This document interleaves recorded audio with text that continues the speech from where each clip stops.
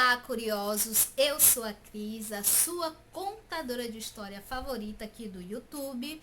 Eu quero desde já agradecer por você estar assistindo esse vídeo, deixando o like. Se você for novo, se inscreva no canal, tá certo? E irei contar aqui mais algumas histórias. Na verdade, eu vou contar só uma história hoje, tá certo? Então vamos lá.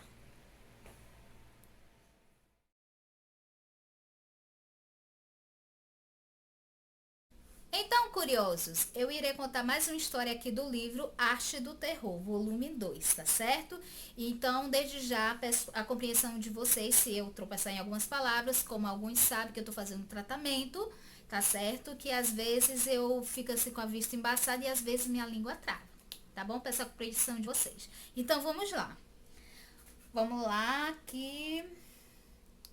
Descendo a Cova. Não tem autor? É o J.C. King. Descendo a cova. Vamos lá. As cordas descem o caixão à cova. O céu está entre as nuvens. Uma leve chuva cai no cemitério, jogando lama sobre a tampa do caixão, abaixo de 7 palmos. Daniel dorme o sono dos mortos. Seu rosto expressava a palidez de uma folha de papel branca. Seu pescoço ainda exibe a marca de um laço mortal, uma mistura de um rosto esverdeado com um preto acinzentado. Suas mãos cruzadas sobre seu peito são de uma tonalidade amarelada. Seu semblante é sereno. É como se Daniel dormisse o sono profundo, aguardando a alvorada de um novo dia para despertar. Mas esse dia nunca chegará, não para ele. A terra desce sobre o caixão, prendendo Daniel à sua prisão mortuária, abaixo de 7 palmos para sempre. É tudo escuro e frio. A lama atravessa as rachaduras da tampa da prisão de madeira e repousa suavemente sobre a face do morto. Os olhos de Daniel se encontravam fechados e logo eles se abrem, como se despertar de um sono tão profundo quanto o repouso dos mortos. E de fato, ele estava mesmo morto. Duas enormes asas negras lhe completam. Seus olhos são tomados de um assalto pelo puro terror e incredulidade. Aquelas duas asas abertas eram tão grandes que cobriam todo o campo de visão. O jovem viu o rosto de uma coisa à sua frente. Era a imagem do próprio desespero e, ao mesmo tempo, a coisa mais pavorosa que os olhos podiam ver. Era o próprio diabo a contemplá-lo, lhe dando as boas-vindas ao inferno. Tudo era tão surreal, tão perturbador, inacreditável, que Daniel chegou a se lembrar de várias vezes pregadores que vinham falar acerca do céu e do inferno, Deus e Jesus Cristo, do diabo e seus demônios, da salvação do justo e da condenação dos maus, do destino daqueles que se matam e do arrependimento. Tudo isso foi falado em vida, mas ele não deu ouvidos. O jovem sente o pescoço se apertando como em um laço e a vida lhe deixando, os olhos ficando escuros com a noite e seu corpo desfalecendo lentamente, como quem aguardasse a chegada da morte. Mas essa não vinha. Daniel lembrou, já estava morto. Havia se enforcado. A imagem do diabo diante dele era algo tão assustador e enlouquecedora que o rapaz não conseguiu encará-lo. A visão do anjo caído era a própria certeza de que Daniel havia feito.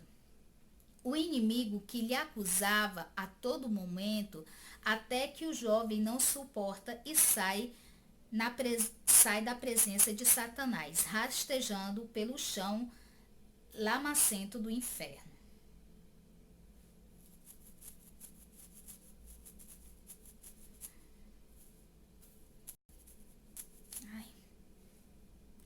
Daniel está sozinho. Ele olha para tudo. Ele olha para tudo que Daniel está sozinho. Ele olha para tudo com espanto. Certo? Daniel está sozinho. Ele olha para tudo com espanto. O jovem sente medo do desconhecido. Ele leva as mãos ao pescoço e ainda consegue sentir a dor do laço se apertando. Daniel sente um arrepio na espinha. É como se milhares de bichos estivessem andando sobre seu corpo e devorando sua carne.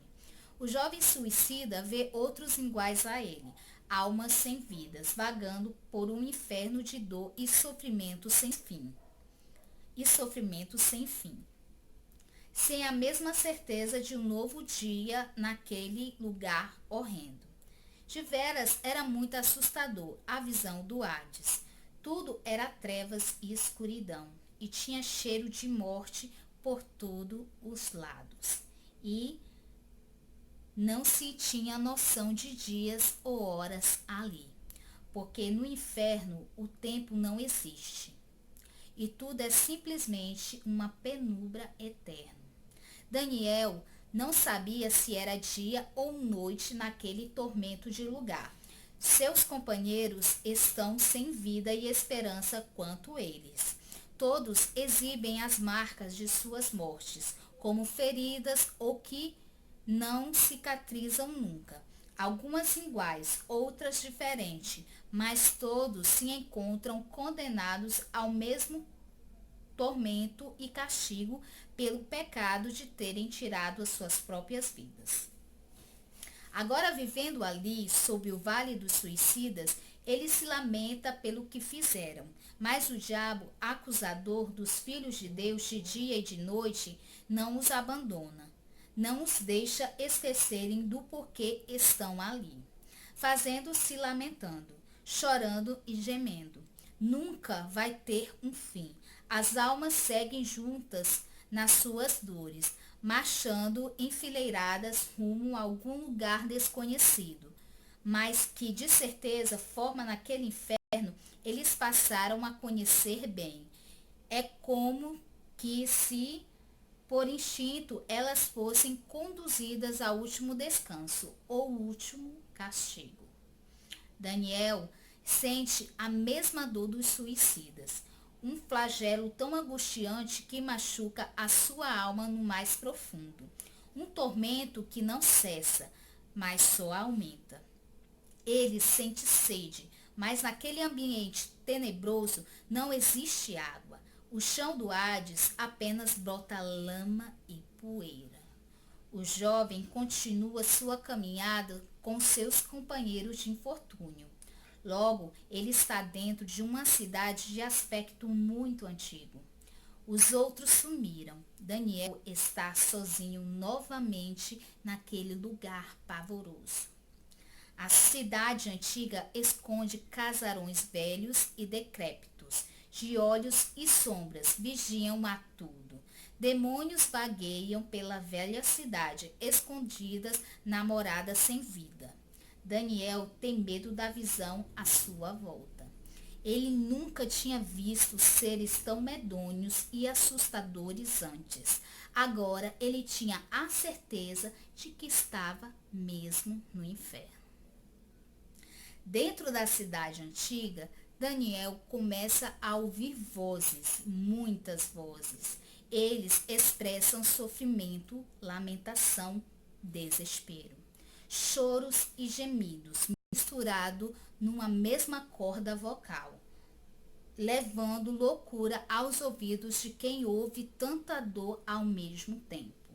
O jovem não sabe de onde vêm aquelas vozes angustiadas, mas sua alma sofre por elas. Ele continua caminhando pela cidade, com milhares de olhos e lhe observarem. Daniel para no meio da jornada. Ele olha para algo à sua frente, completamente perplexo. Uma pessoa vaga também, solitária, porque aquela cidade do inferno, a visão é assustadoramente perturbadora, para os olhos de Daniel. A pessoa que caminhava à sua frente é o homem, mas não se pode definir ao certo se é jovem ou velho. Ele está nu e acorrentado e arrasta enormes bolas de ferro, como se aquilo que ele estava fazendo fosse um fardo a ser carregado por algum pecado cometido quando estava vivo. Ele caminhava para fora da cidade, na direção de um grande abismo escuro, de onde brota fumaça com cheiro de enxofre, e as mãos desesperadas tentam sair daquele buraco negro, mas não conseguem sair. Aquele lugar é frio e escuro, e ao mesmo tempo quente e mortal. O chão é revestido de uma lama negra, que aquele que está lá dentro estão acabando se confundindo com o próprio abismo. As paredes do grande buraco são lidas com lodo e escuras como breu, impedindo a saída de quem quer que caísse lá dentro. Do interior do abismo emergem vozes sofridas e desesperadas, lamentações de almas perdidas para sempre. Agora Daniel sabe de onde vinham os choros e gemidos. O jovem apressa o passo para alcançar o homem à sua frente, mas acaba se distanciando mais e mais, como se uma força invisível o puxasse para trás. A alma que arrasta correntes chega ao pé do abismo e para. Ele olha para trás. Os olhos de Daniel se enchem de perplexidade e espanto ao reconhecer aquele rosto tão familiar, que outrora brincava com ele quando eram criança e o chamavam carinhosamente de meu irmãozinho. O jovem está diante do irmão mais velho, impotente, sem reação, paralisado de terror, medo, surpresa, tantos sentimentos juntos que ele mal pode descrever. O que está sentindo realmente naquele momento? Ele grita, mas sua voz não sai. Tenta correr, mas permanece parado no mesmo lugar. O abismo engole o irmão de Daniel, que olha para tudo aquilo acontecendo na sua frente, como fosse uma cena tirada de um filme de terror antigo, ou um pesadelo que logo terá fim. O jovem acha que logo tudo aquilo vai passar e ele vai acordar de todo aquele sonho ruim. Mas o tempo passa e nada acontece. Fim. Pesado, viu, gente, essa história. Gente, eu não gosto de falar muito desse assunto aqui no canal, mas é complicado. Pessoas que têm esse tipo de final, é só Deus para julgar, mas a Bíblia fala que, né? Mas não somos Deus, né, para julgar ninguém, e é Deus que tem um julgamento de cada um, né, gente? Mas é isso basicamente o que acontece na maioria das vezes. Então a gente tem que procurar sempre ajuda, procurar Deus, procurar nossos familiares queridos para dar apoio pra gente. A gente sabemos que depressão não é brincadeira e que a gente tem que procurar tratamento mesmo, apesar de às vezes para a gente parece que dá tudo errado, mas a gente tem que procurar força onde não tem, não só pela gente, mas para aquelas pessoas que também ficam aqui, né? Nossos amigos e familiares que amam realmente a gente e que estão no nosso lado. Fica aí essa dica, viu, gente? Muito obrigada a todos. Um beijo da Cris, sua contadora de história favorita. E até o próximo vídeo. Tchau, curiosos!